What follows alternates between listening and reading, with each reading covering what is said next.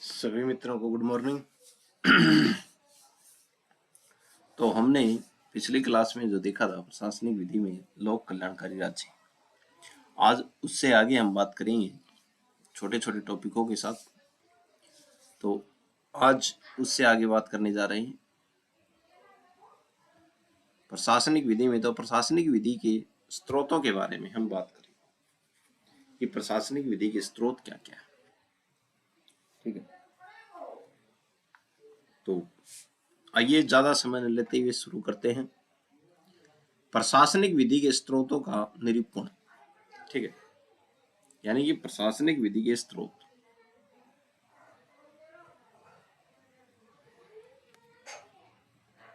शुरू करते हैं प्रशासनिक विधि के स्रोत। पहले उदाहरण देखते हैं।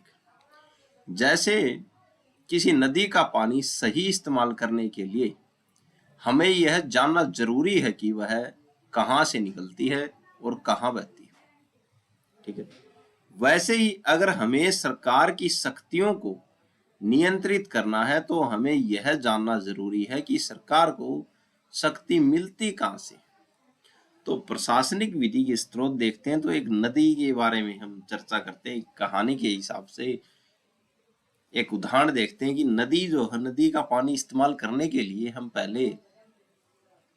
हमको ये जानना जरूरी है कि नदी कहाँ से निकलती है और कहाँ बहती है। वैसे ही अगर हमें सरकार की शक्तियों को नियंत्रित करना है तो हमें यह जानना जरूरी है कि सरकार को शक्ति मिलती कहां से है। इन्हीं जगह को कहते हैं प्रशासनिक विधि के स्रोत।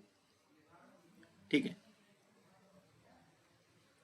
कि कहां कहां से सरकार को शक्ति मिलती है, इसी को कहते हैं प्रशासनिक विधि के स्रोत।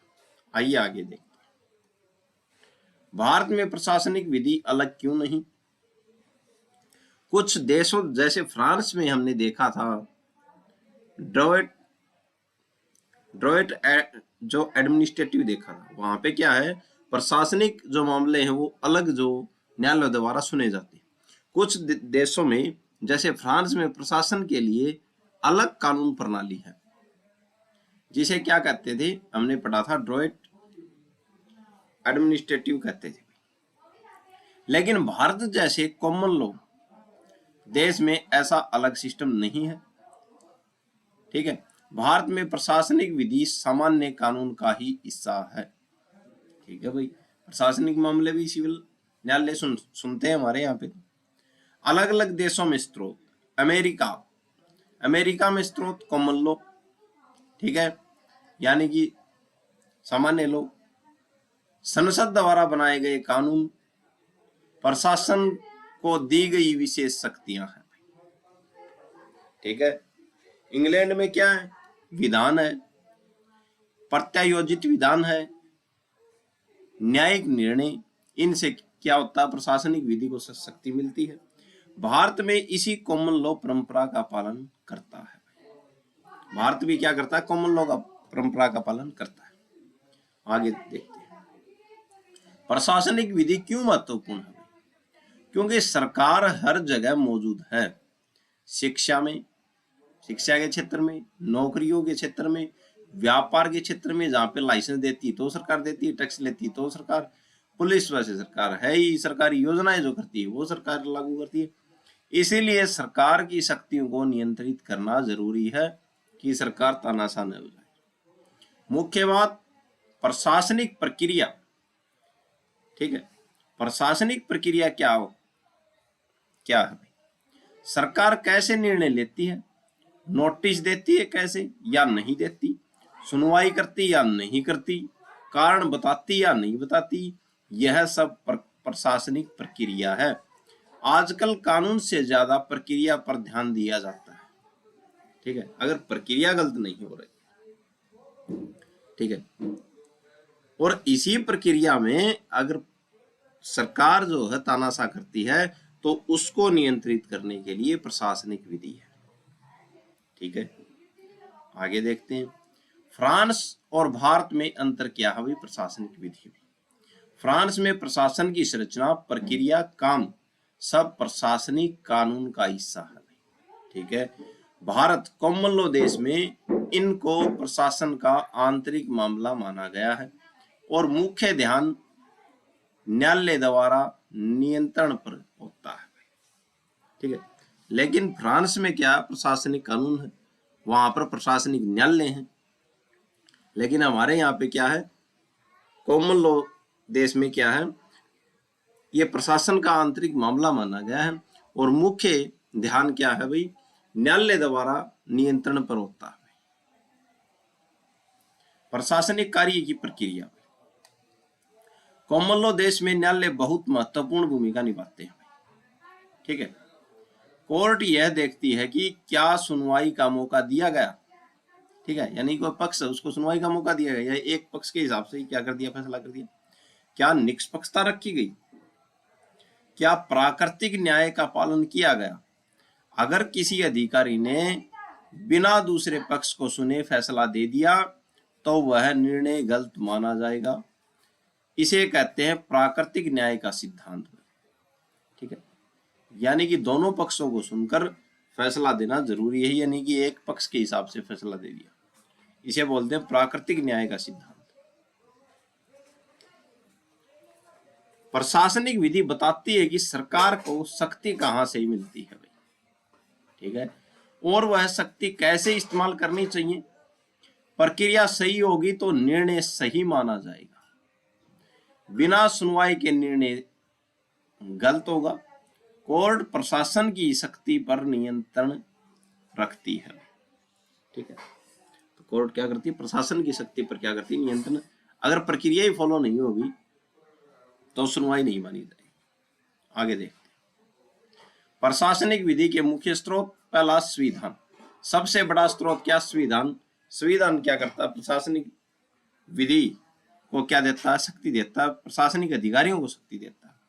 भारत में प्रशासनिक विधि का सबसे बड़ा और मुख्य स्रोत है भारतीय संविधान। अब क्यों है ये, क्योंकि संविधान ही तय करता है सरकार की शक्तियां कितनी होंगी, संसद कार्यपालिका और न्यायपालिका का काम क्या होगा, नागरिकों के अधिकार क्या होंगे।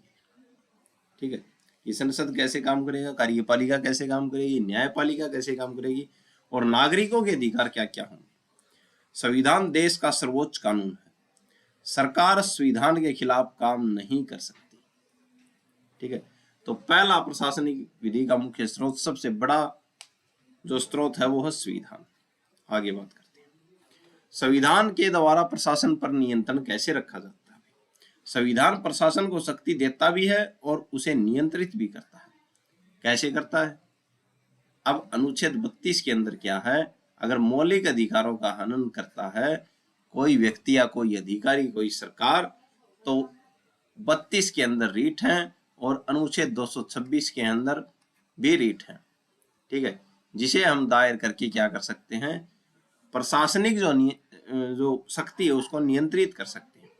तो रीट की शक्तियां, भारत का उच्चतम न्यायालय भाई, ये इसके अंदर हम दायर कर सकते हैं, भारत के उच्च न्यायालय के अंदर अनुच्छेद 32 में, और 226 में क्या कर सकते हैं, हाई कोर्ट के अंदर। ठीक है, अनुच्छेद 32 और 226 के तहत रीट जारी कर सकते हैं। कौन कौन सी रीट है, बंदी, प्रत्यक्षीकरण, प्रमादेश, प्रतिषेध, अधिकार परीक्षा, उत्प्रेक्षण। ठीक है, अगर कोई अधिकारी गलत काम करे तो कोर्ट रोक सकती है भाई। ठीक है, आगे बात करते हैं, सरकार के खिलाफ मुकदमा भाई। अनुच्छेद 300 के तहत अगर सरकारी कर्मचारी गलती करे तो सरकार पर केस किया जा सकता है।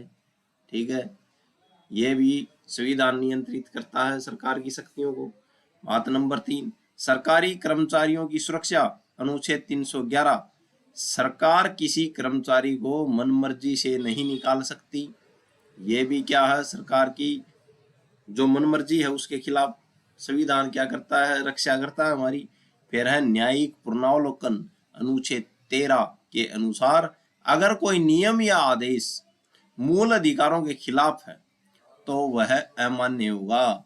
किसके, वो विधि यानी कि वो कानून जो बनाया है वो अमान्य हो जाएगा अनुच्छेद 13 के अनुसार।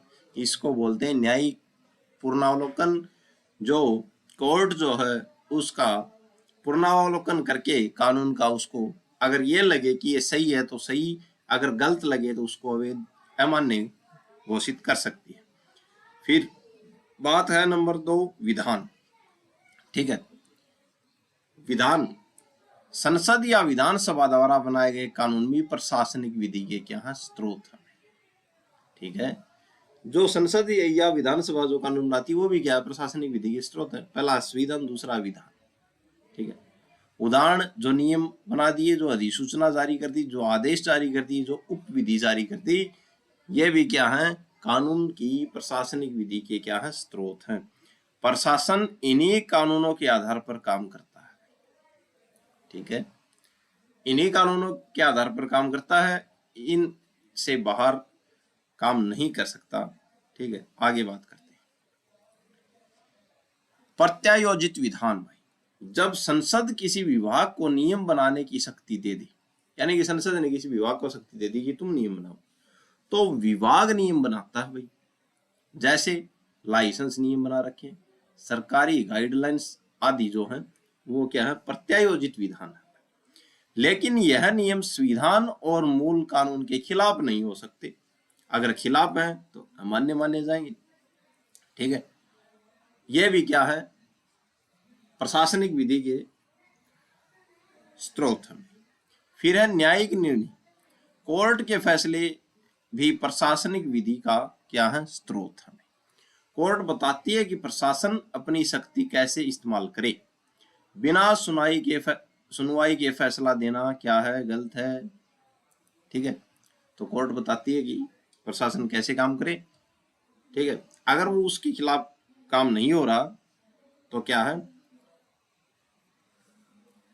शक्तियों पर क्या लगा सकती है कोर्ट, रोक लगा सकती है। तो ये भी प्रशासनिक विधि के क्या स्रोत है। आगे बात करते हैं। आगे प्रशासनिक प्रक्रिया। प्रशासन कैसे काम करेगा, नोटिस देना, सुनवाई करना, कारण बताना, यह सब भी प्रशासनिक विधि का हिस्सा है। भाई, अगर प्रक्रिया गलत होगी तो निर्णय भी गलत माना जाएगा। भाई, ठीक है। प्रशासनिक अभिकरणों की स्थापना।